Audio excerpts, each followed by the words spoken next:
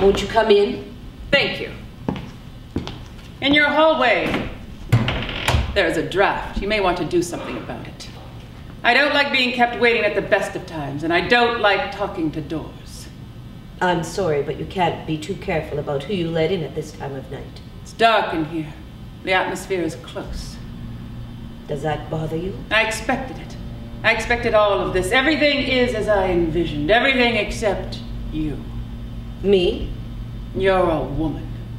Yes, I am. L.G. Thorne. That could be anything. Man, woman, child. The presumption was mine. But I suppose it makes sense. There's a war on. More and more able-bodied men shipped out every day, so of course the ladies must take up the slack. Everywhere you go, the people you see are women and a few old men and little boys. Little boys. Children, really. And evil has manifested itself in this town. It's not safe. It's not good. Such tension and malevolence, hatred and resentment. You see it in the eyes of shopkeepers and beauticians, candy-striped nurses and sweet Adeline coursers. Have you noticed, Miss Thorne? Have I? It's unbearable. God help the woman, for example, whose husband is ineligible for active service because, let's say, years ago when he was a policeman in Chicago, he got shot in the foot or somewhere like it. He stays behind in the town without men.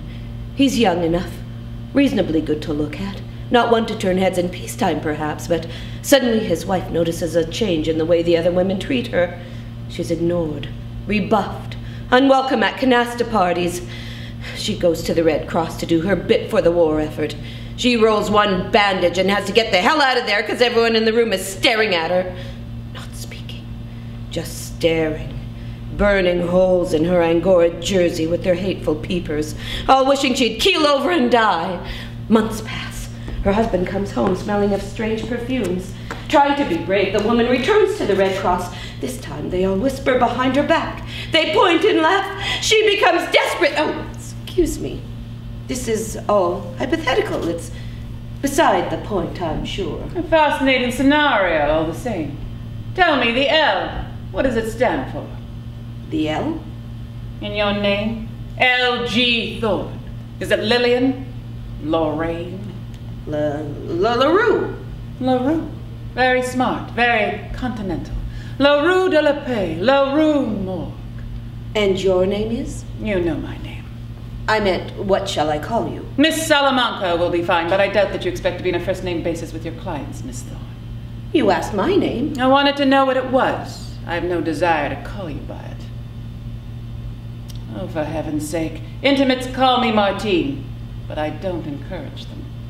Martine Salamanca. Don't overdo.